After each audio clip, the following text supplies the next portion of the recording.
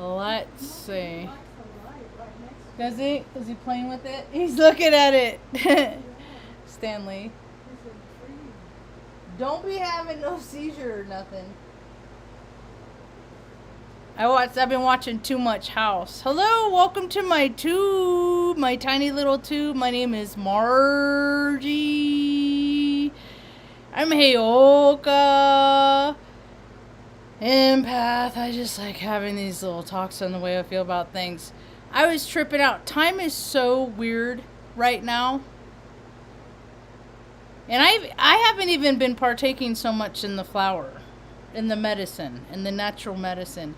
Because, like, yesterday was such a crap day. I'm not even going to give it any more energy because it sucked the life out of me yesterday.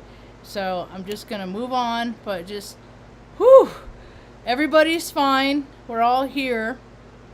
It just started out. It was a hard way to wake up, but everything's okay. And whew, drink some water to that. You know. Life is fragile. So, yesterday I didn't do much, and today was better, man. The energy of today was substantially better. Went to the coffee shop, and they got a wall of buttons. And usually, like, there's people waiting, so I don't really want to stand there and, like, read buttons, you know. And I'm usually having a conversation with Marcus or one of the other folks at the spot that are, you know, working behind the counter, and I don't want to be rude, but today it was quiet enough. I got to look at some of these buttons, and I bought one before I put it on my straw hat. I put it on my garden hat. I put it on this one, and it says, can you see it? Oh, it's a little limp. Where's the camera? Boop. Yeah, it says Quirky, Ma. It says Quirky, which I think is funny because on all my descriptions on social media and stuff like that, on Snapcrack and Facebook and all those, that's my description. It says I'm quirky, and that's how they refer to Sheldon. He's quirky. He's really a freaking weirdo. Maybe I am too. Who knows? Anyway. So today I'd want to wear my big hat, but I did want coverage, so I wore my ball cap. Now, me and my dad, we haven't talked in years. We ain't never really been tight, which I think is really kind of weird. It's one of those instances of, I think I was a little mirror of him. Because he had a speech impediment too, but I think I had to work harder to get past mine. Because I remember him yelling at me for not talking right. I literally get yelled at. So I didn't talk much around him. We'd only have to go see him a few times out of the year. But even though we ain't always been cool, we got a lot of similarities, like physically, like our genes, our maps. So I got traits of him, whether I like it or not. So that's why I learned a long time ago that I gotta be cool with him, because those are traits in me. So I gotta meet that with from a heart space of love. Because too many people, they get so pissed off at their parents. It's okay, baby talk. They get so mad at their parents that any resemblance that they see in themselves, they hate it. So before you know it, you got all these people that hate themselves because they're like their parents. You know what? Isn't that weird? So, and then I got these two. This one made me laugh out loud. That one made me laugh out loud. Oops, I'm all backwards. Would you like you if you met you? Isn't that funny? I think that's pretty funny. This one says off the hook. And I got this because when I was 2 years old, I put myself on the hook. Literally. I got mom and brother and I were fighting. So we got sent to our proverbial corners. And you guys were moving, I think Margaret and Bob, or they were helping us. somebody was moving out of a mobile home park. I remember the green fake turf. And then the rug in the bathroom in the bedroom where I was told to sequester off to from splitting us up, because we used to fight about it. My brother used to torment me, and then I would freaking retaliate and flash on him and hit him or do something to defend myself, and then they would just see me lash out at him, and he'd be like, "What? I don't know. She just I don't know. She just, why are you so emotional?" Stuff like that. You know, he's a Virgo, imbalanced. Anyway, I know a lot about Virgos, balanced and imbalanced. I know a lot about astrological science, balanced and imbalanced. Anyway, so I found a hook in the rug. I got to tell this story today to Marcus at the coffee shop. I say I found a hook in a rug, and I put it in my mouth, and it went through my tongue, and then I had to go profess to Mom. I remember opening my mouth and putting it in my tongue, and going, "Oh God, I'm gonna get in trouble. They're gonna get mad at me." Right? And you looked down and you like turned white, and it was all that she could do to not pass out. And so they took me to the emergency room. And mind you, I'm like 2 years old. I remember this. See, because when your body goes into a vibrational frequency, like when you like do something like, "Oh shit," like that instant, "Oh crap, I put a fish hook through my tongue." And then the first thing I worry about is I'm going to get in trouble. I can't hide this. I can't cover it up. So I learned a long time ago, it's just better to be honest. So they took me to the ER, and I remember, like, you know, there's residents, there's, you know, nurses. They're like, there's a new doctor just out of, you know, resident, not even out of medical school. Like, what do we do in this case? Tucker, get out of his ear. Go lay down. Thanks, baby. Lay down. You're okay. Good boy. Good boy. Good boy. Lay down. Lay down. Stay out of his ear. And, they were all like, "Well, we could," you know, they're all throwing out their ideas. And then this older gentleman, the doctor, you know, probably close to retirement. I just remember he was a grandpa type. He felt nice. He wasn't scared. He wasn't all spun up. He was a grounded man. And he came over and he like took a pair of pliers off the tray, held onto the hook with the pliers, grabbed another, straightened it with another one, snipped off the end, and pulled it through. I didn't even hardly cry. I was like watching what was happening more than, like, you know, I learned how to, I disassociate when I was 10 months old, because some men are very gross and have to do weird shit to babies, and I am a living testament to that. And so I learned a long time ago how to be a witness to this incarnation. And lo and behold, it baffles me the things that human beings do to other people. It's a trip.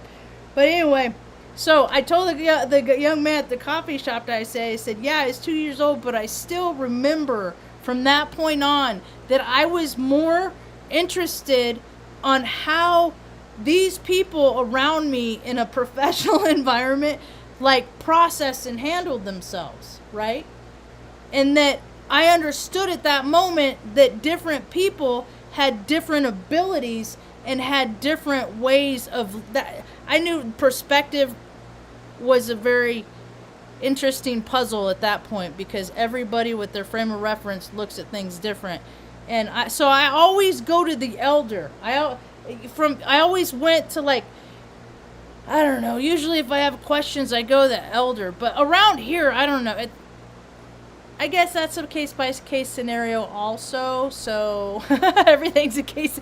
I could talk myself in and out of any ideology. It's kind of funny. So I got to get that today for that.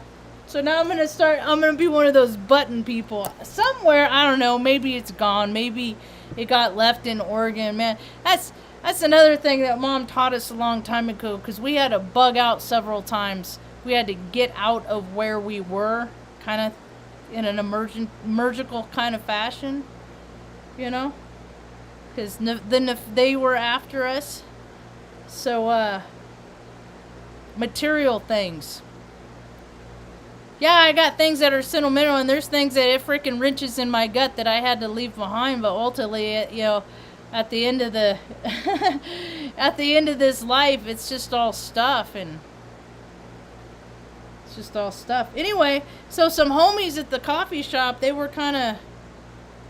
handing these out. I'm kind of excited for them. One day, I would like to have my own event. I'm going to have my own event one day, and I'm just gonna be like, hey, I'm gonna meet at this place, at this time, and if people want to come out and join us, that'd be cool. We'd be glad to have you.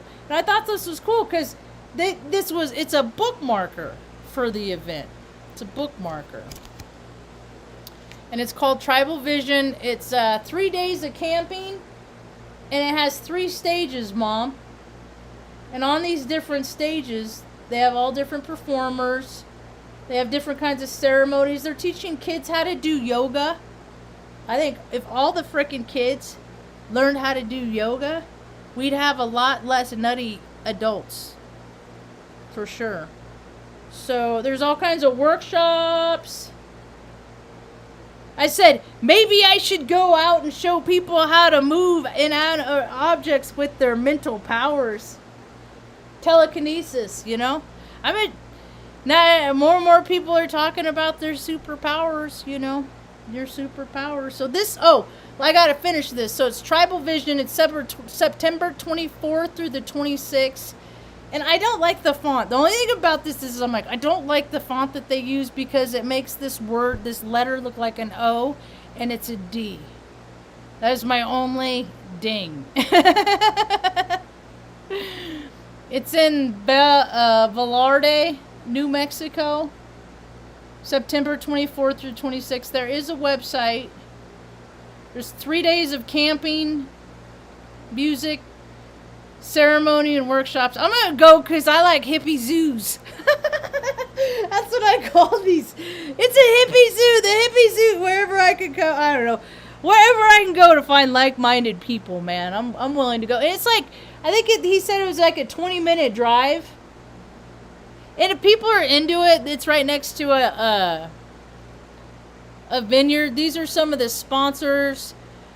Coalition to Stop Violence Against Native Women. That's been Mom's whole entire life. She's a living testament. People don't see that. They don't understand because they don't get it. I posted on Facebook the other day, somebody, because everybody cares about everybody cares about something right now. Everybody's starting to believe in something.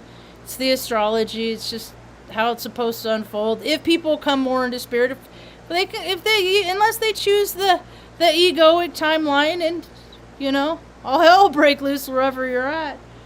But she's one of those other, that her life is a testament of, and so is mine, as to, our lives are based on things that people, governments, and third non-profits and all these organizations have paid themselves a lot and given themselves a lot of beachfront property in a lot of different towns and a lot of advantages and first-class plane tickets and family vacations and college educations and stuff like that, right? Right? For helping, When I was born, they cut her uterus in half without permission and took out one of her ovaries in 1974. And the reason why they did this is so they could perpetuate the idea of the pharmaceutical freaking solution of fake hormones. Because if you create an imbalance in a woman, you cut off a dude's dick, he'll be all right. Or not his dick, excuse my name. One of his balls. If you cut off one of his testicles, he'll be okay. He'll still be able to do that. You cut out one woman's ovary every month, her body, like, ping, ping, ping, positive, negative, because they trade it trades sides of which side it ovulates on. You know, sometimes it's supposed to ovulate, it doesn't know what it's doing, the body flips out, puts the mind in a cognitive dissonance. That caused a whole lot of problems for us when we were kids, and as a result, my brother, who just turned 50, is still mad about shit that happened when we were 5 and 7, and throughout the years, right? All the way, because the choice, he's still mad about stuff that happened 40, 50, 30 years ago. Wouldn't help us find a place to live. And he's a big, important lawyer, but I don't want to get too far off, because I want to promote stuff like this. And I gave myself a shiner. Can you see that? It wasn't me, actually. I think it was like Benny, like, he'll flop. You know how he flops his head around? He throws himself around.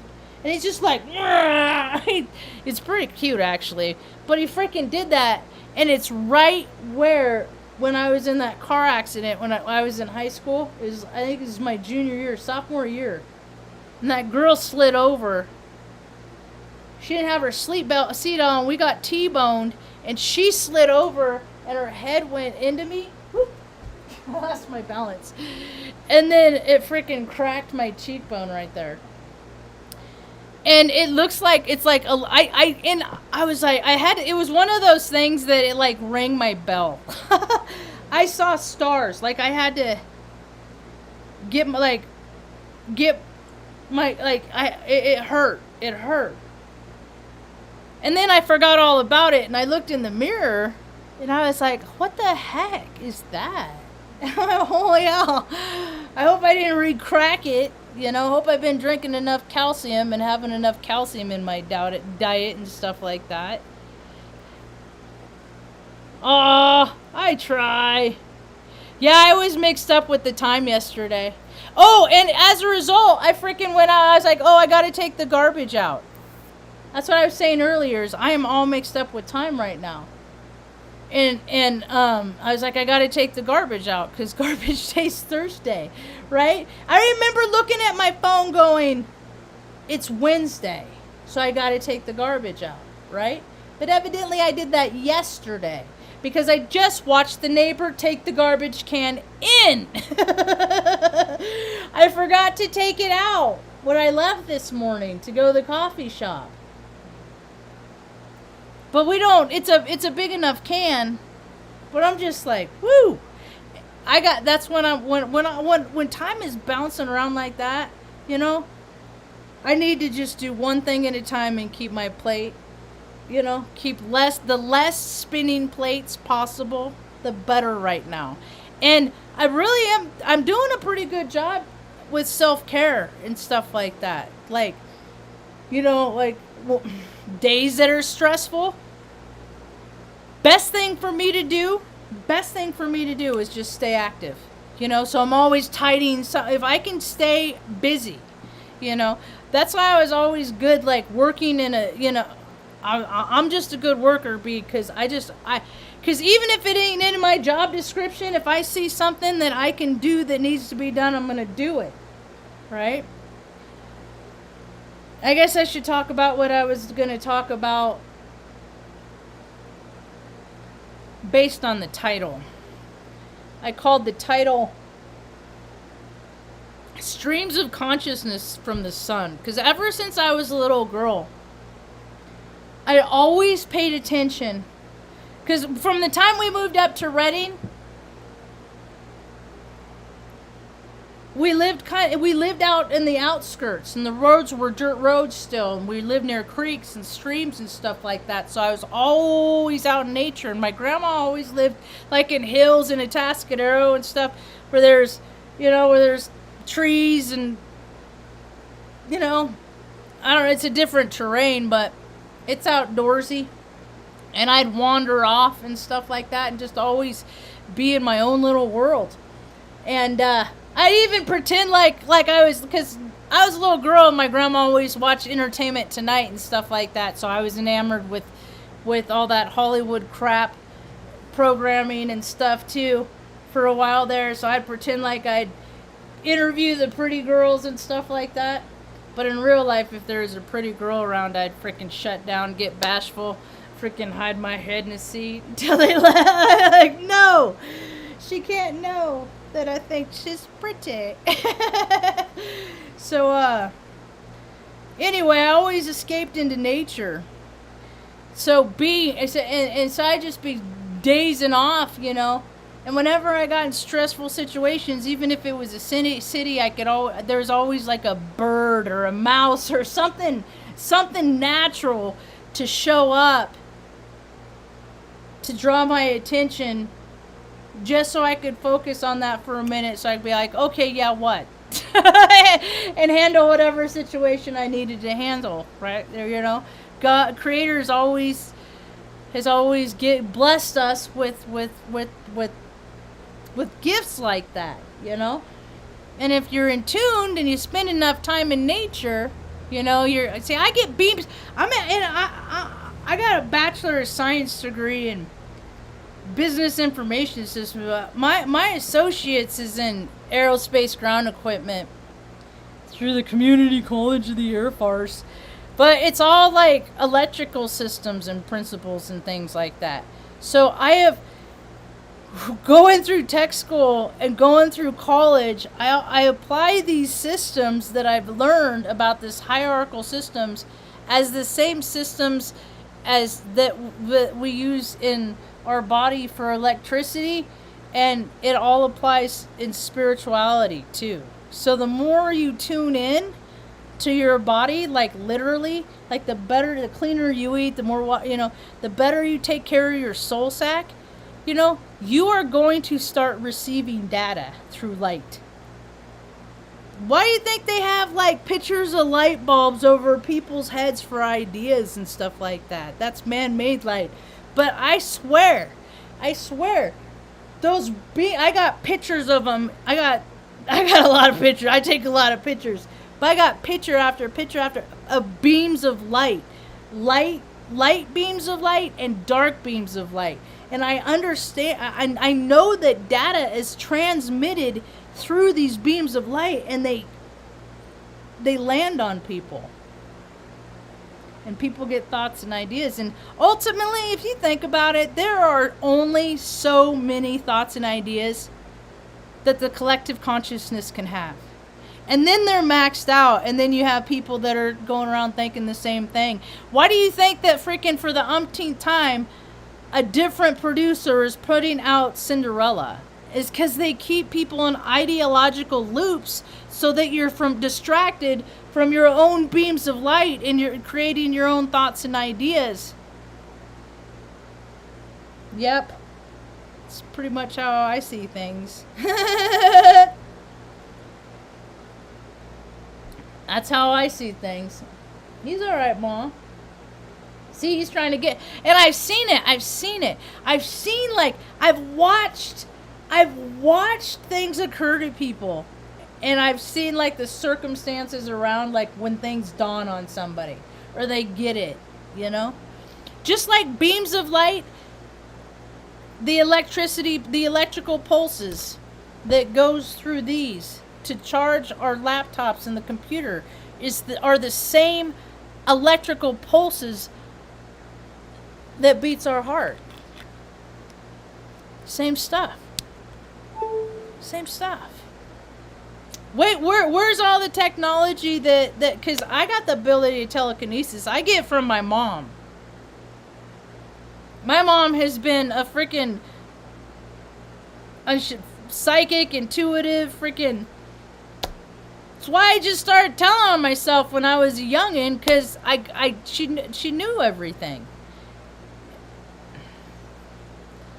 And I'm a terrible liar. Terrible. Bad liar. I get nervous. I'm sure I have tails all over the place. But anyway. That's one thing that God, Creator, Holy Spirit gives us this grace, man. That in all the situations, whatever situation, because like my endocrine system's fried, and I'm like, man, I'm not even 50 yet. I'm gonna be 40. I'm 47. I get, it's like I handle situations, but it's the aftermath. It takes like it takes me more to recharge to get back to where I was. So like I've been doing my sets with my dumbbells. I was telling Mom today, I said, you know, Mom, so I got to be careful with food because I really can't eat my feelings. Because I eat food that tastes that reminds me of a time or place where I was in a high vibrational frequency. And as a spiritual being having a human experience, it's my responsibility to learn how to absolve those frequencies in a more healthier manner. See, because I can't be driving around in my minivan that says fat cops don't deserve new trucks on the back of it in my marker pen in my if I'm, porked out myself. So Mom went to bed last night and I was like, in the evening sometimes every now and again I like something sweet. Just a little bit. Mom and I eat enough for one fat guy. Less than one fat guy. But she had already gone to sleep and I was like, okay, well, I'm just gonna have this lemon pie. I had to throw the rest away. Well, I didn't, because I couldn't leave it out because of ants, those little sugar ants, and if I put it in the refrigerator, it was like already coagulating on the inside. So it wasn't gonna be a quality that I thought was good for you had it sat overnight in the fridge. So I just opted to let it go. Plus, Mom prefers her vanilla ice cream anyway. Her Tillamook from which funny, because look what shirt I'm wearing, Mom. It says US 101 Tillamook, Oregon. When I lived up there, I drove over and did it before I moved there. Oh, retrospect, the life lessons. Anyway, about in 2014, I went out there and it was such a good time. I thought that good time would just be overflowed for us moving there, and then it seemed like as soon as we got there, things went south. So that was the beginning of my ego deflation.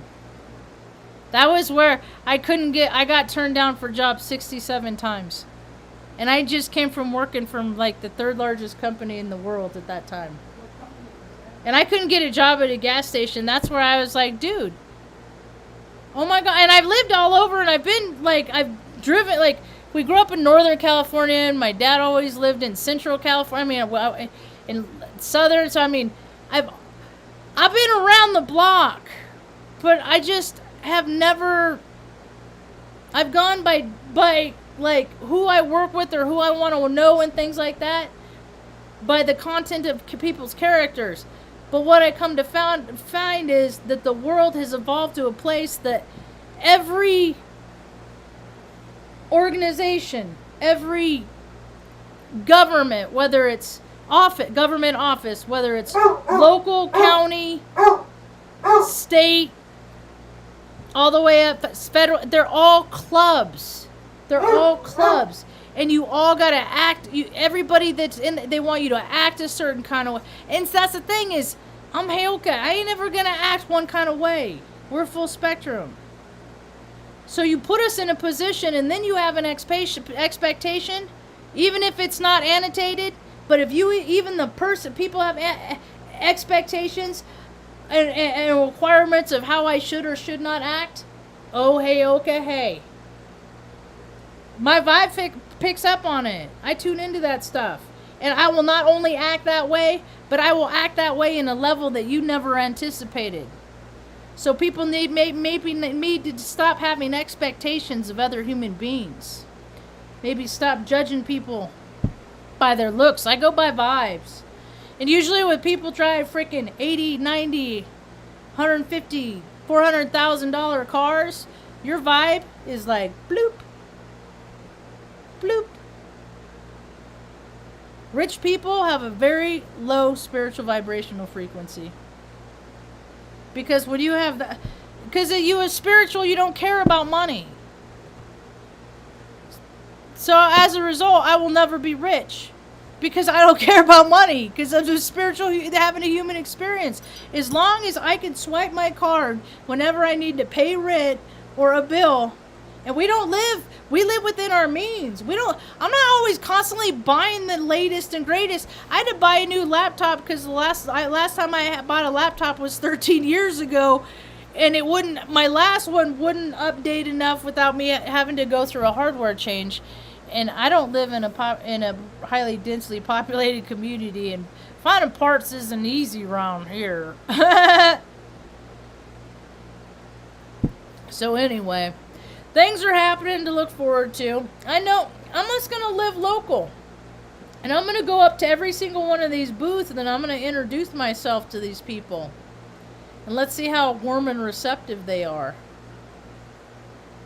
Because, I know a little bit about, and I know a lot about the things that they're trying to, so you can tell about the heart, or if they're just paying for their overhead, because I think that's what most false for profits are doing. They're just paying for their real estate. Right, it's all a tax write-off. Ain't that Leo Cub? It's all just don't give your money to strangers for any particular reason, but buy freaking fifth wheels and big stupid fucking trucks and then wonder why your fucking axle breaks, you fucking jacktard.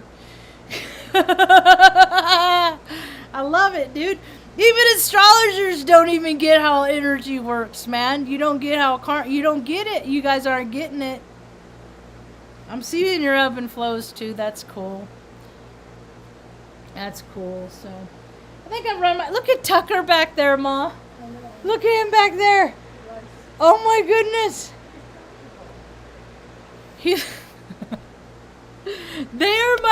They help me keep my vibration up here, and when anything happens to them, man, I'm like,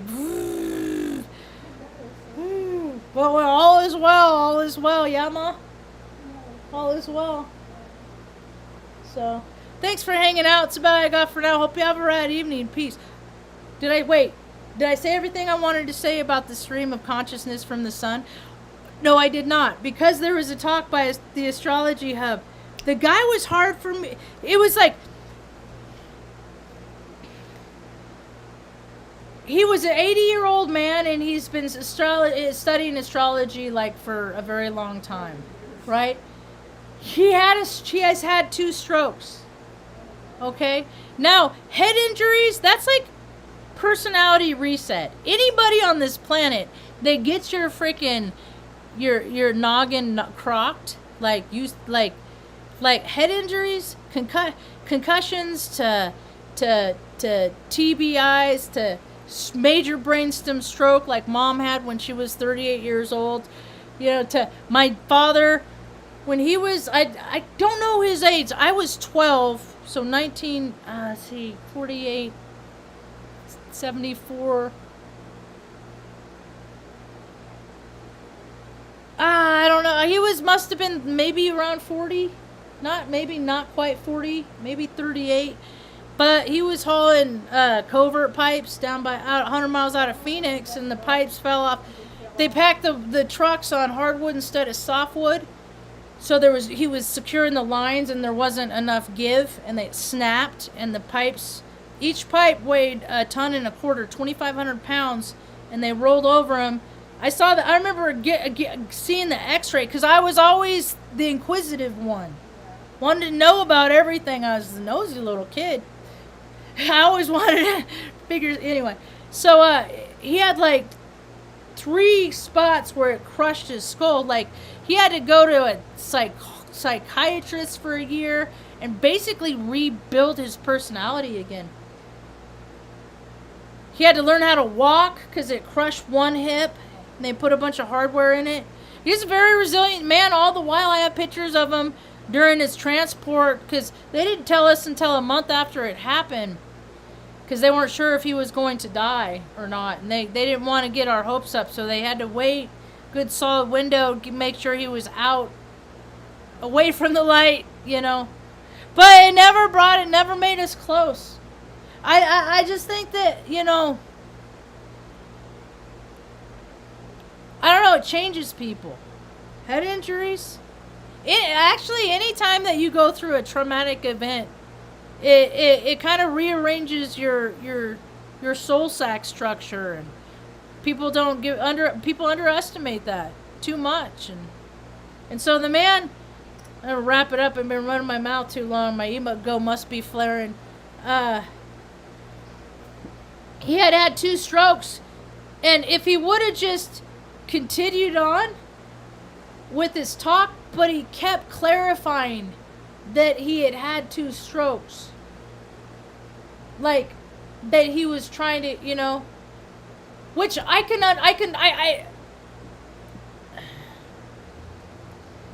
not saying this right, because it sounds like it's just everything I say just has like kind of a negative hang on it.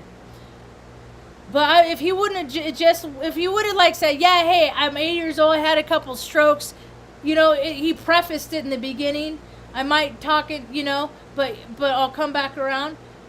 But then he like kept bringing it up, which I understand, because Mom has a 5-minute memory loop. We have a lot of the same conversations.